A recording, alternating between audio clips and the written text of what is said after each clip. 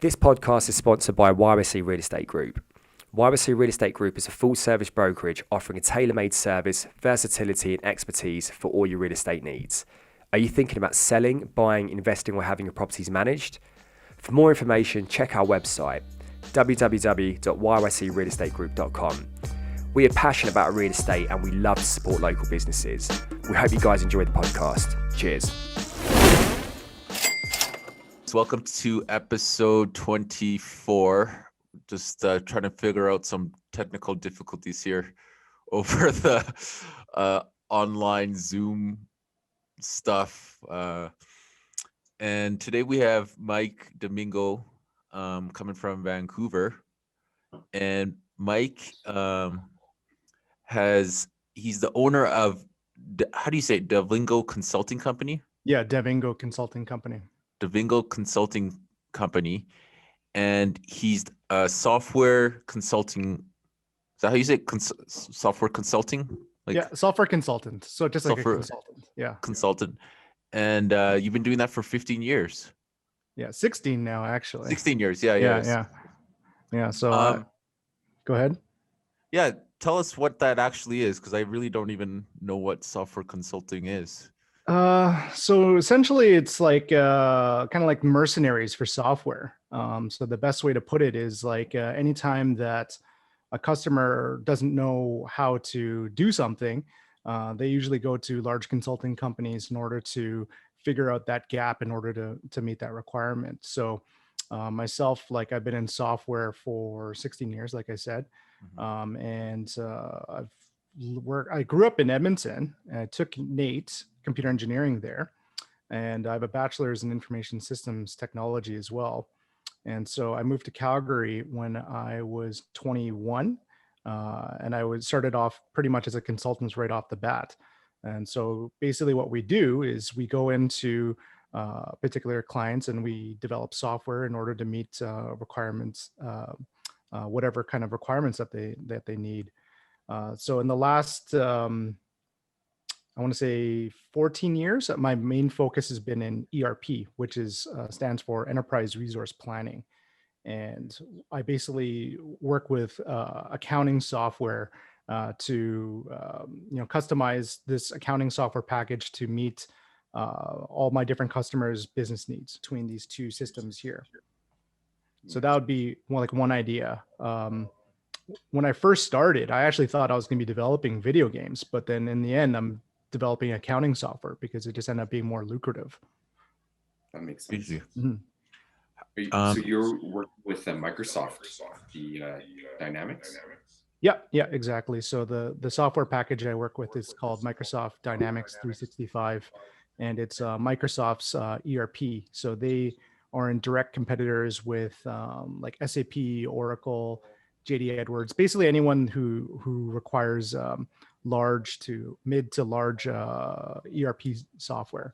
So every part of a business, they have financial software put into place in order to track their finances. And so what Dynamics does is that it just helps consolidate all your finances for many different divisions even. So like, for instance, like manufacturing, trade and logistics, purchasing, sales, all of that is centralized and all the money comes in and goes out through this software package. It's pretty cool.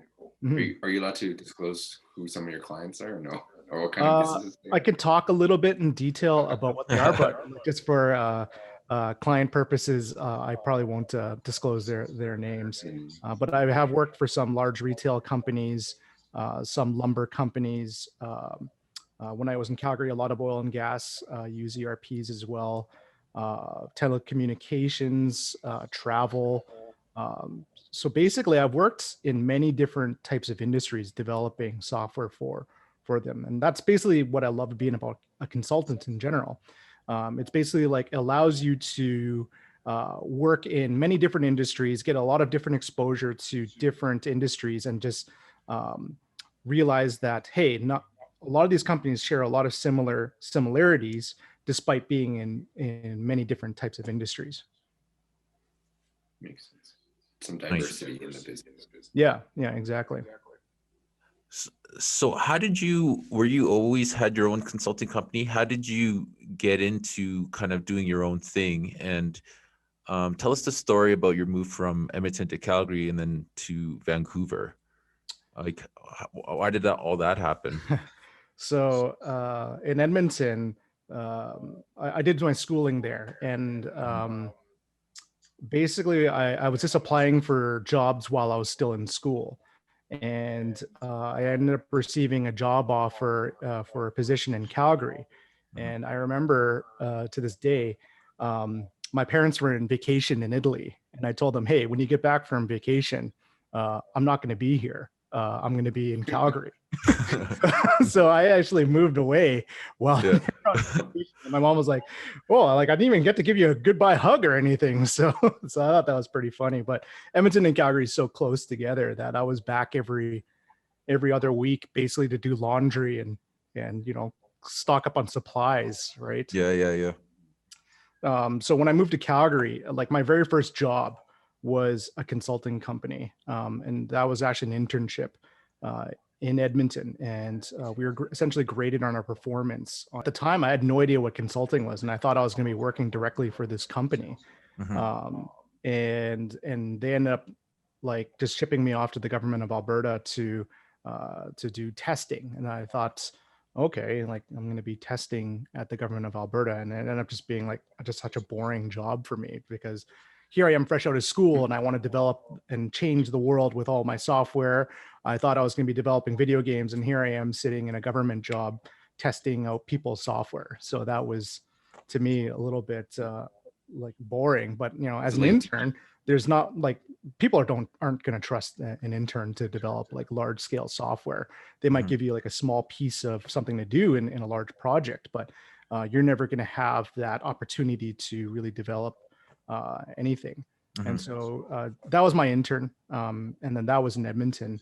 And then during the whole intern process, I was applying for jobs, and I ended up getting a job offer in Calgary.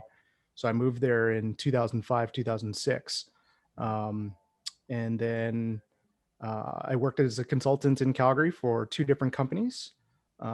So I went to Sierra Systems. That was one of my first companies that I worked for in Calgary. And then I went to another company after a year called Ideaco.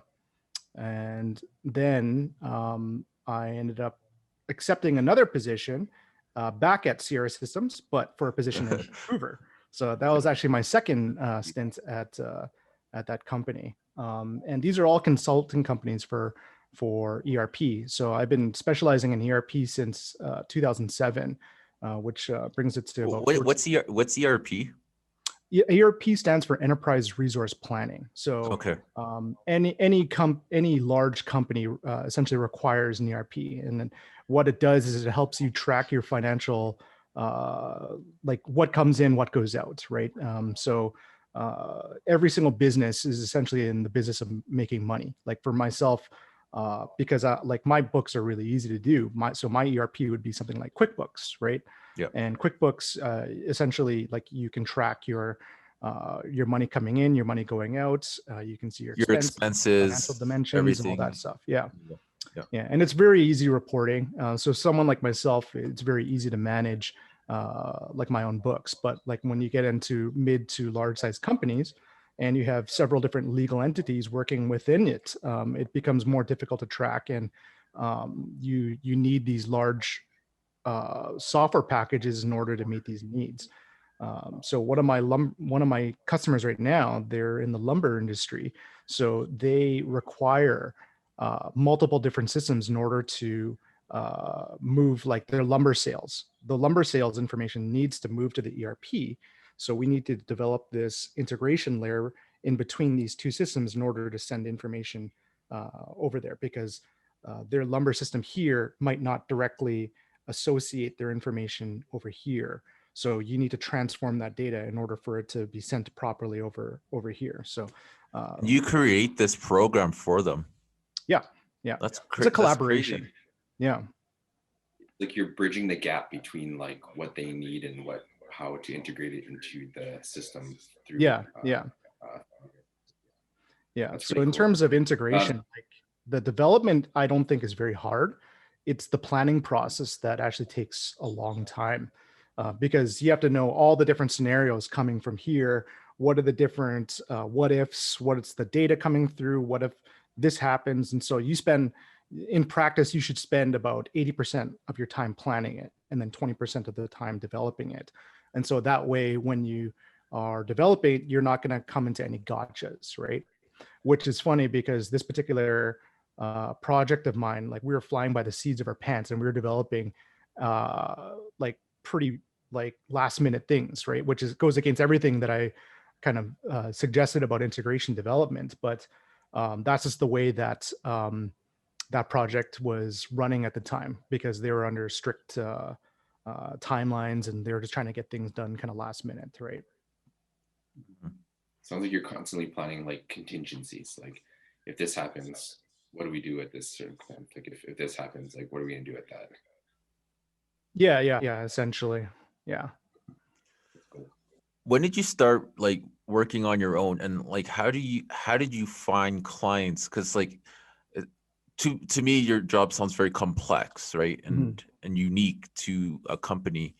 How did you get business and market yourself for these companies to start working with you? Like how do you even approach these companies? Hey, like I have a system, you should use me, this is what I can do for you. Like how does that work? A lot of Like, it as is, a business standpoint for you. yeah, you know, like honestly, I'm very lucky in that regard. So a lot of my existing clients were from previous relationships that I built, right? So as I said, a consultant will have a different exposure to many different industries, right? So because I'm essentially starting a new job every year, my network is just keeps growing and growing, right? So I've done work for people in like Edmonton, Calgary, Vancouver, Toronto, Montreal, and so like my network is quite large. So working for these large consulting companies or smaller consulting companies allowed me to just network in general with existing customers. So I think it was 3 years ago, I paid off my mortgage. And so the company I was working for at the time, I just didn't agree with a lot of their business ethics, and like there was a lot of things I just didn't believe in anymore. So I ended up just quitting my job completely, and I went on sabbatical. I actually ended up traveling the world, well, most of Asia, for about 2 months. And when I got back to Vancouver, an opportunity just kind of landed on my plate. Someone asked, was like, "Hey, Mike, I noticed that like you quit your job. Like, are you interested in starting something up? Like, do you want to do any work?" And I thought, yeah, like I've been hemorrhaging money, so I probably need to start making some money again in order to pay for rent, things like that. So Yeah. and I just kind of started up like that, and I've just been heads down ever since. And So it kind of just came to you after you quit your job. yeah. That's crazy. So you weren't looking to do this independently. Like I always thought I would be an independent consultant, and then it always worried me because there are times where you just won't get paid, right? And the nice thing about working for a company is that you're guaranteed salary, right? And as an independent consultant, if I don't work, I don't work, right? But at the same time, like it's more risk on me to do that. And what I love, well, the reason why I wanted to become an independent consultant is to actually take 2 to 3 months off a year, and no one can really just say, no, you're not allowed to do that, right? Being my own boss allows me the flexibility to say, okay, here's the busiest times. I'm going to work during these times. But if I want to travel for 3 months, which I did in 2019, then I can do that. And the nice thing about my type of industry is that I'm mobile, right? I can do my work essentially anywhere as long as I have a laptop, as long as I have a microphone. I can do my work wherever. So I thought I was going to work in Europe, but that didn't happen. I was having too much fun there. Well, what about the hour difference too? Or it doesn't even matter, I guess. Yeah, for sure. Like, and it would be more like I would answer emails here and there, but I wouldn't see calls, right? Because like I was technically on vacation, and I just remember that was my first trip to Europe ever. And I was just like, you know what? This is amazing. Like who I was pretty optimistic thinking I would work like while in Europe, traveling the world and having the time of my life, basically. Right. Yeah, yeah. Mhm. And that That's was in awesome. 2019 where you went to Europe. Yeah. Yeah. That was pre-COVID. Mhm. So Pre-COVID. good times. Don't Yeah. think I'll be doing that anytime soon. Yeah, Uh, that's funny because I think we all did a big trip during that time because Jason's in Europe in October, and I was in Japan in September for a month, and it's like you don't really get an opportunity to do that working a regular 9 to 5. For sure. Well, we were kind of working while we were in Europe too, but it was just so hard to. Yeah. Like it was like, the hours are different, and then like you don't want to be dealing with work if you're like looking at like some nice history of Europe Yeah. or something, right? So you're just Yeah. like, I'll just deal with it later, right? Yeah. I remember opening up my email, and I had something like 3,000 unread emails, and I was like, "Yep, nope, not dealing with this now." Not today. Yeah, Not to- I know you kind of wanted to talk about business ethics and everything. And you mentioned that you left your job because of business ethics and stuff. Do you want to talk about that a little bit, about what you mean by that, and what you wanted to say yeah, about that? sure. So, like I said, I've worked for many different companies, and so small companies, medium, and large companies. So, um, the company I last worked for, when I first joined, they were a small company. So maybe about 200 employees. And they had a lot of things within the company that I really believed in. Having a small company allows you to be more creative, allows you to, uh, you know, come up with different options in order to produce revenue. So what ended up happening was this small company was bought out by a very large company. So probably like 80,000 employees or something like that, right? So you can imagine going from about 200 employees to about 80,000, and they're going to try and just swallow up how your company was run. A lot of things were changing, right? Mhm. So I know it sounds a little ridiculous, but we used to get free breakfast and lunch. Mhm. We used to get free beer Fridays, right, at this company, and like Yeah. those were very cool incentives, right? They used to pay for our internet at home too, right? So Wow.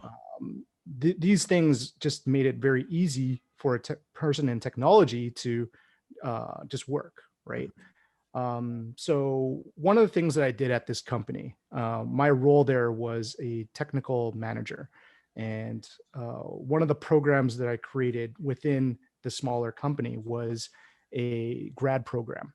And so what this grad program would be we would hire people fresh out of school. They would sit down with me for about 2 to 3 hours a day, every day for a month, and I would train these people up on how to develop software in the ERP world, in the Dynamics AX or D365 world, as we call it. And after a month, we would send them out to do some support work or very light work, but enough so that they could be billable, generate income, and just like have some practical world experience. So one of the hardest things as a new grad is finding that practical work experience. So we were providing an opportunity for new grads to come in, get paid, and learn, right? Like there's not a lot of places that would do that. And I thought that was such an interesting idea. It allowed me to be creative and on how I would execute the program.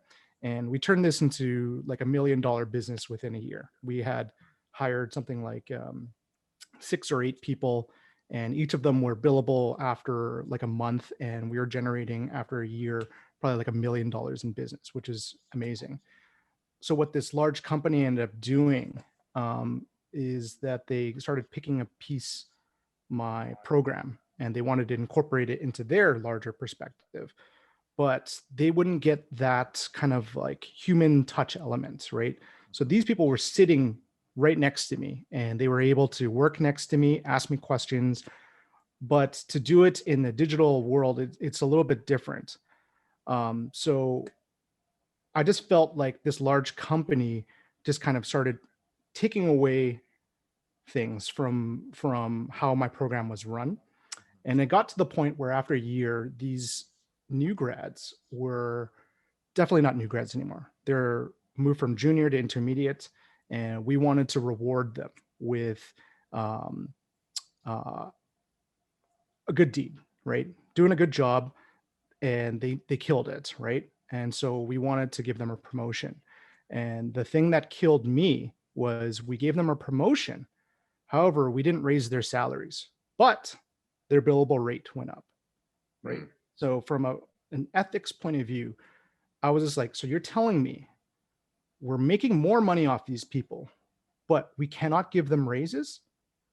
Like, let me ask you, like, that would just destroy me if I was in that position, right? They gave me a promotion, but they don't pay me more, and my billable rate essentially went up by 2. So it's a cost saving for the large company, but ethically, I just didn't believe in that. So I just remember the guys, my team, just asked me and said, "Hey, Mike, when's our raise going to come in?" And I'm like, I've been, given the whole, runaround through a large company because there's more red tape at this point in a very large company. And I thought to myself, I'm like, guys, like I want to give you guys this raise. I don't want you guys to quit because like I spent all this time training you, and the last thing I want to do is for you to quit. And so I just remember I paid off my mortgage, and I just remember thinking to myself, man, it's like, man, I really just don't want to work anymore, and I don't believe in this large company anymore. So I think it's just time for me to just quit and kind of meditate on life and figure out what it is I actually want to do when I grow up. Right here, I am at in my late 30s, and I'm trying to figure out what I want. How old were you then? Up, right? Well, how old are you right now? I guess. And how old were you then? Yeah. I'm 37 now, and I want to say 34 when I started up. Mm. Yeah. You were 34 when you realized you wanted, like, your beliefs and values didn't align with this new company. Yeah. And that's when you decided to kind of, is this when you left, like, start traveling? Is that right? Yeah. So I was very lucky that this last company I worked for, their non-disclosure, or was it non-disclosure? I can't remember the exact term, but non-compete, sorry, it was only 3 months. So most large consulting companies, you're not allowed to poach after a year, but the company I was working for was only 3 months. So I was actually able to go into one of my old clients because I was working for them prior to me quitting, and they just needed help, and they trusted me to help them out with their systems. And so that brings me back to the whole, I've been working all over North America pretty much, and I've developed a pretty good network, and I'd like to think that I'm good at my job. So, people coming back to me and saying, "Hey, Mike, can you help me out with this?" It makes it so much easier for me to work with a customer in that regard. So one of the things that I always hated about working for a large consulting company is if a customer comes up to me and says, "Hey, Mike, can you help me out with this?" I had to go through approvals in order to say, "Yes, I can help you out with this." Right. Whereas like a person like myself, I just want to help out right away.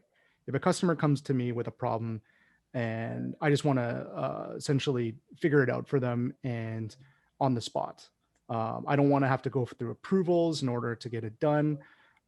Let's just work it, and let's just work together and collaborate and just fix the problem. Right. So me working by myself now, like the only one to approve my work is me. And so if my customers say, "Yep, just do it," right, I'm coming in at probably like half the price of some of these large consulting companies. Granted, that price, like there's a lot more overhead for the large consulting companies. So like, of course, HR and all that kind of stuff. So like that my rate goes to them, and it lines some CEOs' pockets too, right? So instead of lining some CEOs' pockets, now I'm lining my own pocket. Totally. You're your own CEO now. Yeah, exactly. So I how? have a question. Was this big company? Go ahead. Sorry, can you repeat Was it that? a Japanese one? Was this big company a Japanese one? Were they Japanese? No, they were not Japanese. Okay, I'm just curious. Yeah, one of them. Yeah, one of the companies I work for was bought out by, like, Ideaka was bought out by Hitachi. So they were technically Japanese, Yeah. but they were bought out after I quit Ideaka. Okay. I was just curious because my buddy is actually the one that worked for Ideaka too, and he was in that transition of Oh, Hitachi.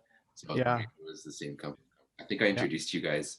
I don't think he's reached out to you, but I'll. You guys should connect. I feel like you guys are in the same industry, man. Yeah. Yeah. I've been meaning to reach out to your friend too. I've just been so heads down with these projects that, like, if I were to introduce more work, I would probably just overload myself. Yeah. Was it hard finding connecting back with your old clients, and how did you start building your business and realizing like, hey, you're on your own now? Like, how did you continue to grow your business to where it's at right now? I had a little bit of a setback due to COVID. Yeah.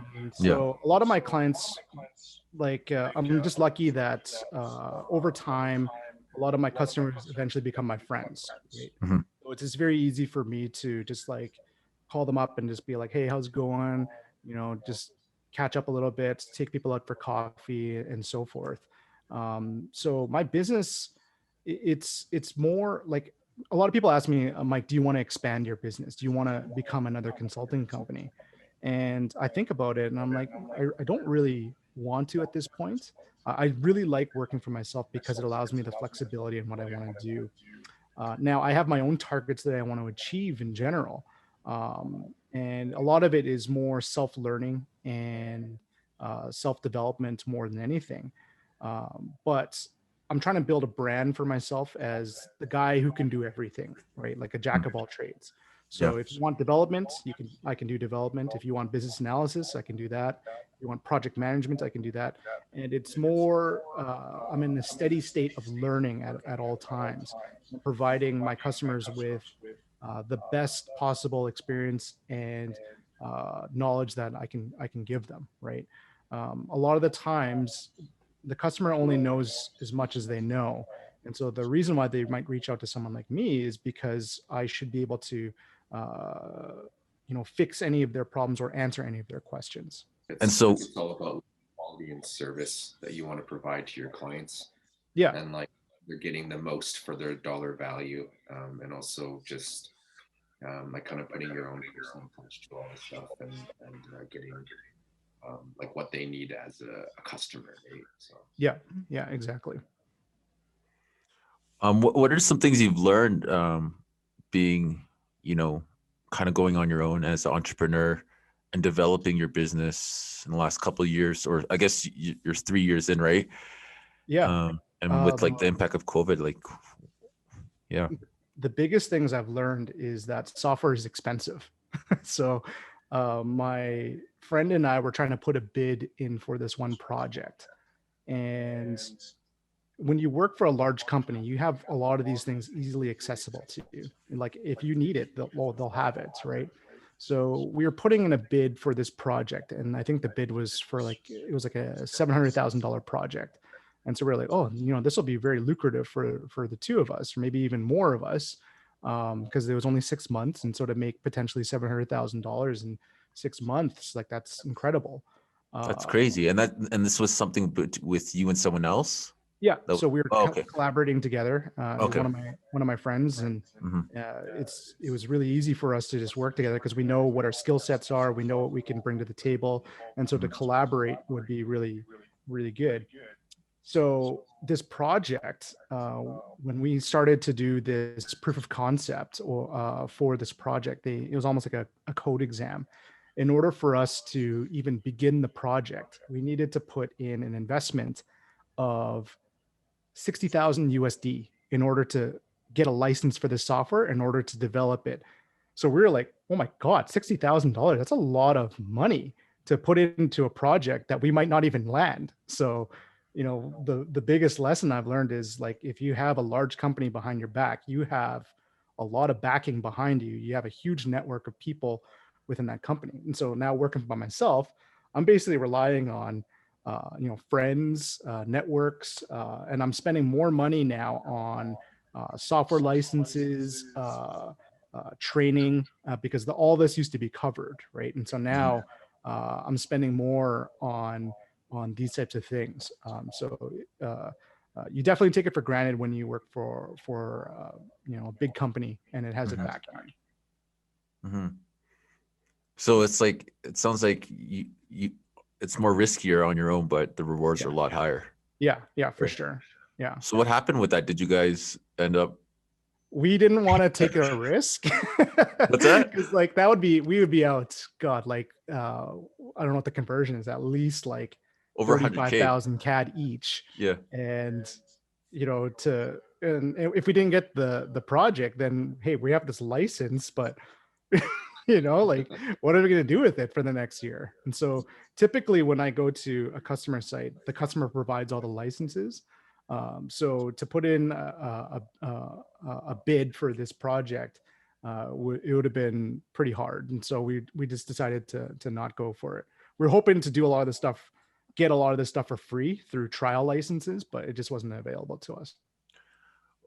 What do you mean by licenses? Like, are licenses to use like programs to help these companies, and like a license to basically, like, let's just say, like, so basically the way that software works is that you can't just develop software without having some sort of program in order to develop your programs, right? And to develop your program, you need these software licenses that you got to pay. So for Microsoft, they call it the MSDN. And so what the MSDN stands for, it's the Microsoft Developer Network. And so you pay for this software license. I think it's like $3,000 for this software license. Now that's just to develop your basic type of software. What I specialize in is called ERP. And so to get an ERP license is significantly more, because you're essentially getting an entire system at this point put in. So ERP is a base package. Microsoft's ERP, it's a base package which provides you access to all these different financial aspects of their software. And so that license was just extremely expensive for this proposal that we might not have even gotten. That's crazy. Licenses that are 60,000 plus. Yeah. Some of these license for like large corporations, because why is it so much? Like, isn't it just the software? It is software, but everything is software as a service nowadays, right? So what software as a service is that it's like monthly subscriptions, right? You think of like Netflix, you think of like Photoshop, right? All of these things now are subscription based.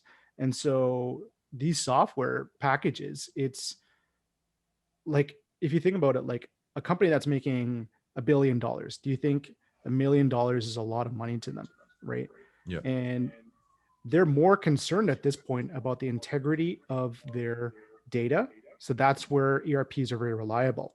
And they're just so massive. And so if you're running a $1 billion business, you don't want to run it with QuickBooks, which is like a $252 a year or something like that. You want to run it on something that's guaranteed, that's been proven, and you're going to have the support that you get from Microsoft too, right? So if something does go wrong, I can just call them up or create a support ticket to them and have their direct access to help me out with whatever issues that they're having. So you're paying for the software, but you're also paying for the support that you get with it. Crazy. Mm-hmm. There's a lot of money to be made in software, like tech. Well, it sounds like it. you paid off your mortgage, and granted, like my mortgage in Calgary it's nothing compared to what I would get in Vancouver. Yeah. So I could buy 3 places in Calgary and it still wouldn't be able to afford this condo I'm living in Vancouver, right? Yeah. Like this condo I live in, I think it's like a $950,000 1-bedroom condo in Vancouver.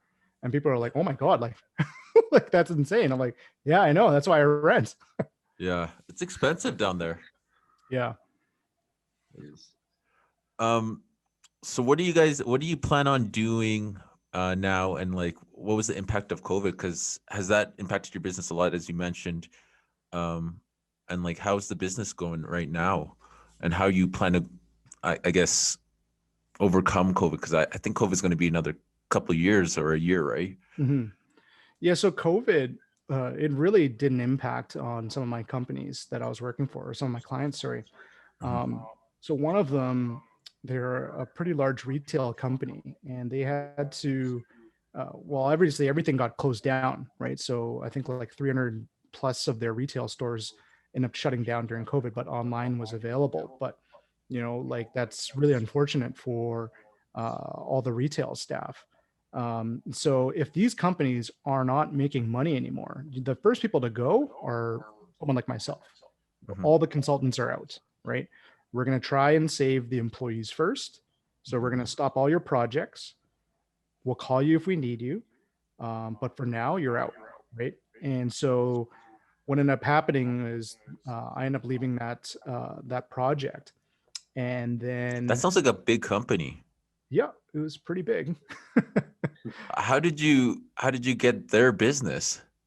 So word of mouth, right? And I Mhm. worked for them in the past as well. Mhm. So it was really easy for them to just contact me and be like, "Hey, Mike," like because I did a lot of work for them before in the past, and so my record was proven to this Mhm. company, and they heard that I was independent, and so if they can get me at half the rate, they're gonna call me in, and so that's what makes me competitive to a lot of these big consulting companies that I used to work for in the past because my rate is just significantly lower um, than what they used to be. And so if they can get me at half the rate and they know that they're getting my expertise, that it makes it very compelling for them to come and hire me.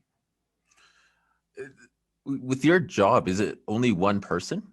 Because like when you're at a company, was it a team or was it just yourself? Because it sounds like your job, like you could do on with one person. It's usually a big team, so there's a lot of stuff that I won't be able to do. So I deal with accounting software, but I wouldn't trust me to balance your books for you, right? I can definitely try and figure it out, but that's what you hire accountants for. And so like my teams are essentially comprised of technical consultants, which is myself. I can do some business analysis. I can do some project management, but when it comes to functional expertise, I'm telling people, hey, here's how you should be running your accounting processes. Like, don't ask me, basically. So I need to work with these people. And so a lot of the times, these customers will go and try and find people or a partner. Partner would be like a lot of these large consulting companies Yeah. to help fill the gaps in order to fill what they need to put in, right? Mhm. So I essentially always represented the customer. So I didn't work for them directly, but I represented my customers. So Is there anything you want to say about business and just you know anything you've learned or you want to share about entrepreneurs just kind of doing their own thing that you've learned that you think they should know um, with your experience and everything? I think it's extremely nerve wracking when you're first starting off and you there's a lot of unknowns. And so one of the things I did was I just asked a lot of questions to other business owners, and like I was just curious about the how everything works, the whole accounting process of it, how to write things off. I just found it to be so addictive to learn about small business ownerships and the things that you can do within your small business.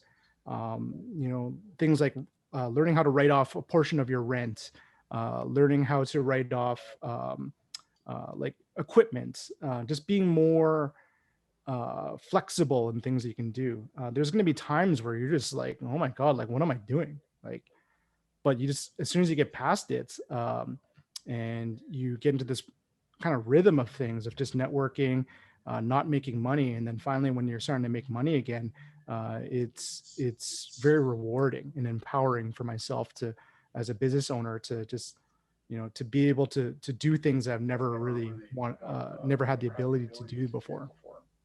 Hmm. And when like, what advice can you give it to people that are struggling right now, um, or they're in their downtime of their entrepreneurial life, right? Where there is a lot of hard times that Mhm. that people don't see I would and they don't talk about, right? Mhm. I would say be in an everlasting learning cycle. Like there's an endless amount of knowledge out there, and you can spend your entire lifetime trying to learn anything. But just always be persistent in your search for knowledge, right? And so I'm always doing research. I'm always watching videos. I'm always reading up on the next technology. And it's important for us to always keep our sharp saw or our saw sharp, sorry. Because the second that you take a step back and you start not doing productive things, then your sharp essentially, or your saw just gets dull, right? So you want to keep that knowledge going. You want to keep your training up, and our most valuable asset is what's up here.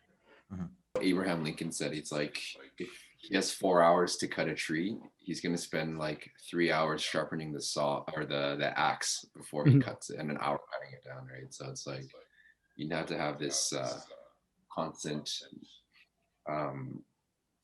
constant learning and also constant planning to just keep on getting ahead, because times are changing all the time, and as people don't adapt to new age things, those are the ones that are being left behind. So and we see that all the time in the real estate industry. Like it's a huge difference in the older generation of people that aren't using social media, aren't using tools, aren't using certain things to make life more convenient for their clients, that are actually becoming redundant because they're not keeping up with the times, and just not being as efficient as the younger generation is. So Yeah, I think that the whole sharpening of the saw that comes from Stephen Covey's 7 Habits of Highly Effective People.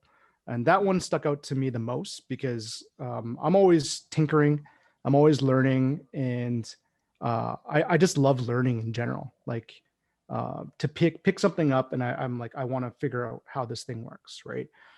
Reverse engineering something I always found fascinating. As an engineer myself, like I just find all that stuff fascinating. And so if I had all the time in the world, I would actually spend my entire life in school just trying to learn something, right? I just find it so fascinating. Yeah, I think evolving and adapting and learning is very critical for business. I don't know how many times for myself I've done so many different things and evolved and learned from it, right? Definitely I've learned for sure to plan and organize things now and make sure I know what I'm getting myself into before just jumping into it. I'm too old to always just jumping into new things now too, without doing my research too, right? But for sure, learning. I think that's something people stop doing after high school if they're in a 9-to-5 job, right? I think as an entrepreneur, you have to keep evolving yourself and learning what the next thing is and how to improve your skills and how to add more value to your clients, or you're going to be left behind, right? Yeah, and I think that's why I love being a consultant too. I constantly have a fire lit underneath my ass, right? Like if I don't figure this out for them, like what are they going to do? And like I don't like being complacent either. That's why like I just love going to different places, starting a new job all the time, because it's something new, right? And I can take all the experience that I've had over the last 16 years, and I can apply it in different ways. But the technology stack changes a little bit, so you're constantly in this shifting learning mode all the time for each of these places. And you can never get too comfortable, right? The second that you get comfortable, that's when you start to get lazy. Yeah, I agree. And it's easy to get comfortable. It's very easy to get comfortable, right? So that's something I've learned too, is like as an entrepreneur, when you're comfortable, you're not growing.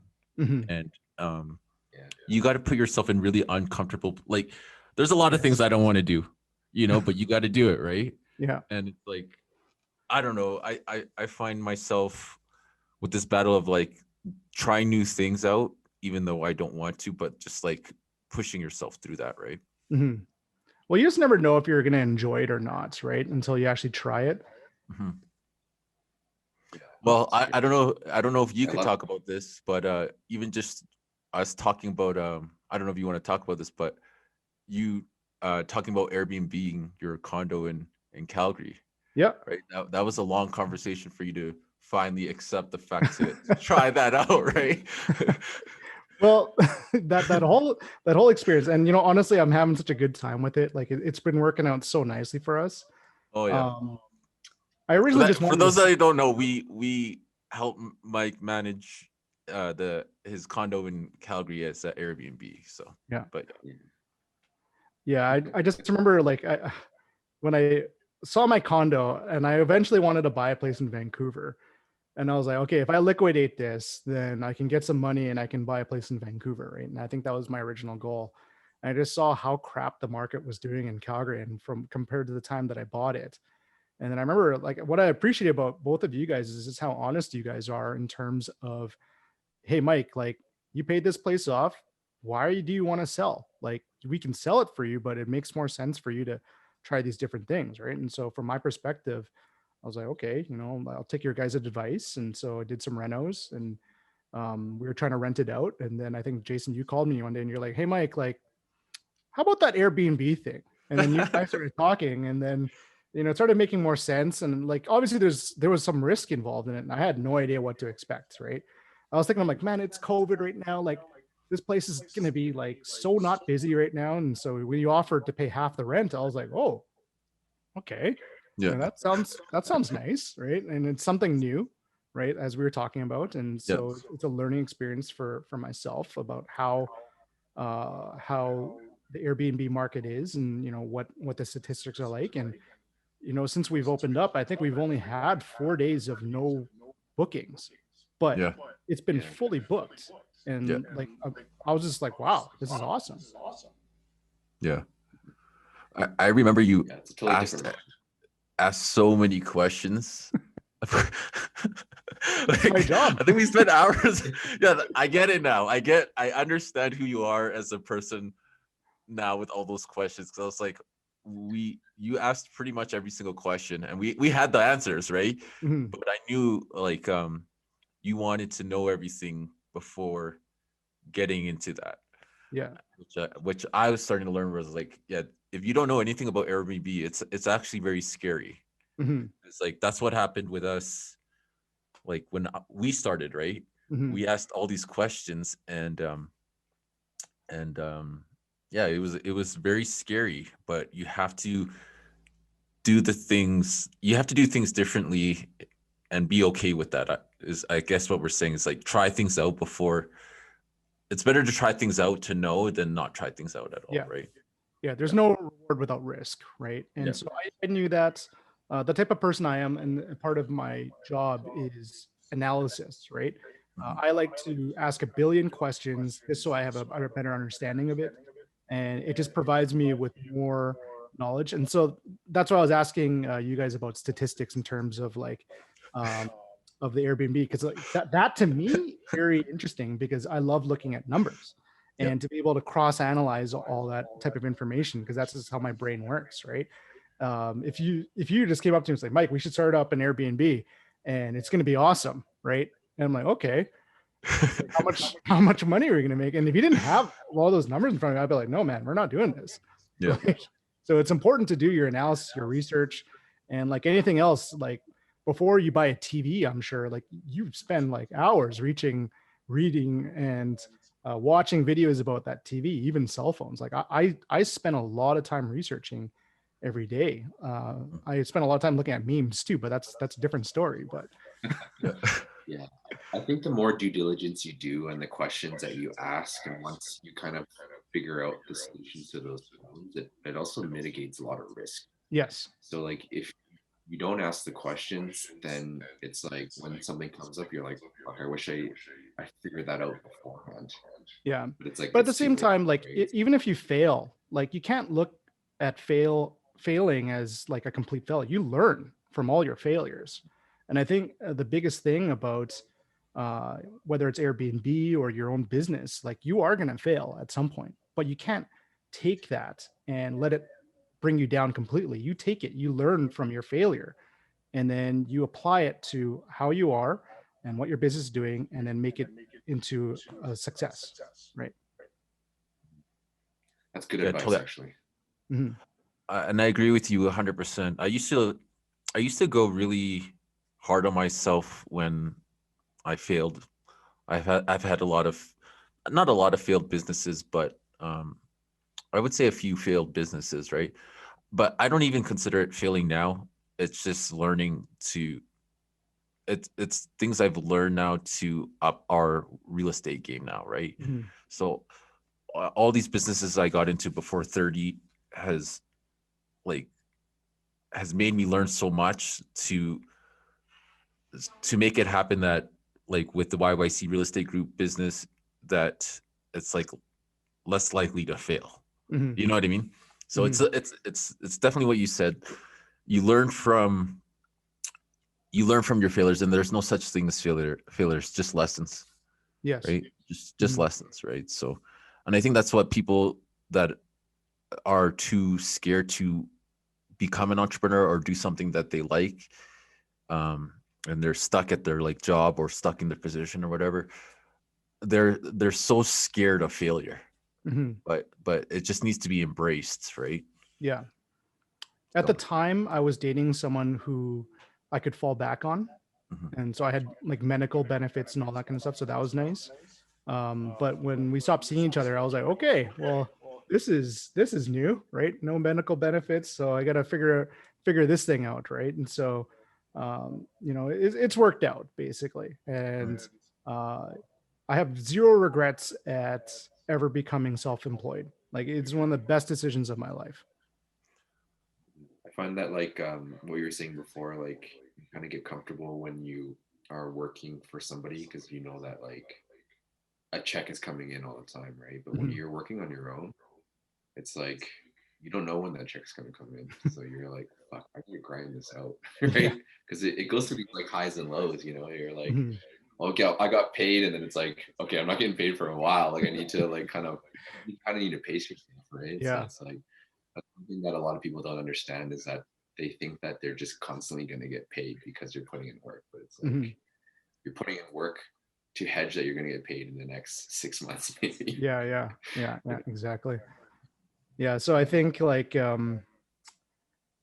if you look at my books, it's like a roller coaster because during COVID, like I went from like this to like this, and it just went down, and it was a little scary. But like at the same time, like I'm not traveling for work anymore. I used to book trips to like go somewhere and attend some training, and I would just book it for the ability to write off some of these expenses, right? Because you can write off flights, you could write off hotels, you can write off anything that's related to business purposes if you own your own company.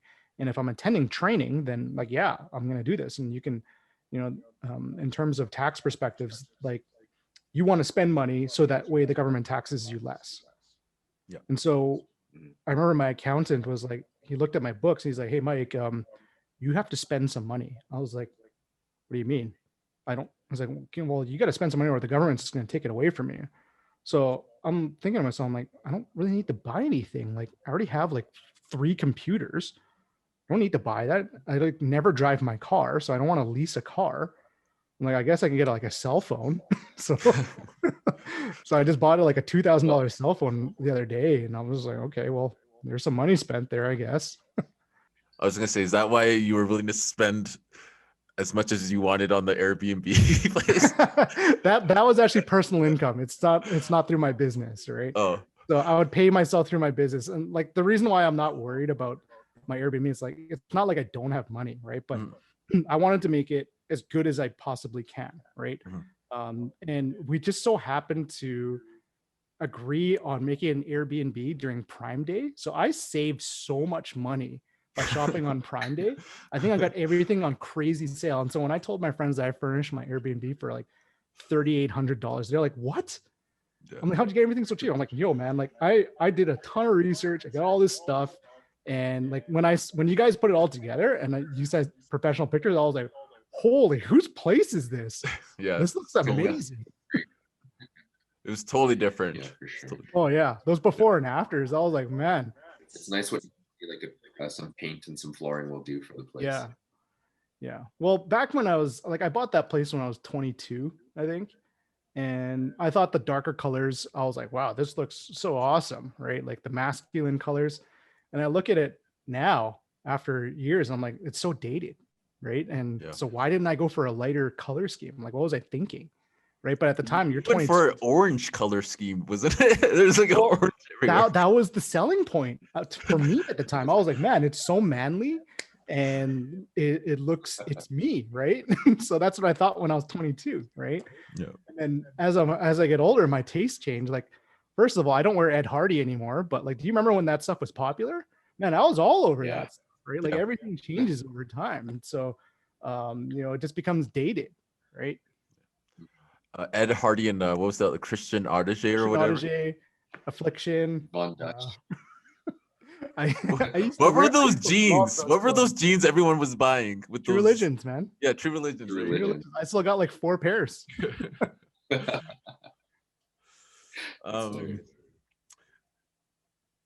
Any last words you want to say, Mike, with entrepreneurs? This podcast is about entrepreneurs, people building their business, people building their brand. And is there any last words that you want to say to share about your experience of like the last 3 years of just going on your own and going for it, right? The big topic that we talked about was kind of this risk thing, right? A lot of people are afraid due to there being more risk involved in it, but honestly, once you get going and you start all these aspects of it, things will just start to come together over time. But you have to put in the work, right? No matter what, the work needs to put in. So if you have to work 12 hours a day, if you have to work 16 hours a day, if you have to put in that effort in order to figure it out, right? So sometimes a customer will come up to me and they'll be like, Mike, do you know how to do this? I might look at it and be like, no, but I'll figure it out. And then I'll spend my time trying to figure out how to solve that problem. So the work needs to be put in. You can't be afraid, right? Don't be afraid of failure either. Take it with a grain of salt and learn from those failures. I think that's the biggest thing I can say. You can't fear failure. Okay, we'll end it at that. Awesome. Thanks, guys. Appreciate Thanks for coming on, Mike. this. Yeah. Thanks for coming on, Mike. Yeah, All how right. can people find you, like on media, LinkedIn or whatever like that? They can follow me on Instagram if they want, but then I post a lot of piano and stupid memes all the time. I'm also on LinkedIn as well. I don't mind people following me on my social media. It's actually a public account, but I'm definitely on social media. My nickname is DJ Mad Mikey on Instagram. I had aspirations at one point in my life to become a world-renowned DJ, and that fell apart within a month, I think. That nickname is stuck with me. But mainly LinkedIn. If they want to see me on a more professional side, I'm on LinkedIn. My name is Michael Antonio Domingo. Awesome. Perfect. And then on your personal, just DJ, was it DJ Mad Mikey. DJ Mad Mikey? Yeah, you post a lot of piano stuff. I do. I'm in front of my piano right now. That's awesome. I love it. I like listening to Yeah. Okay. Okay. that. Well, All right. thanks Well, for being on, and we'll chat soon. we'll Okay. chat soon.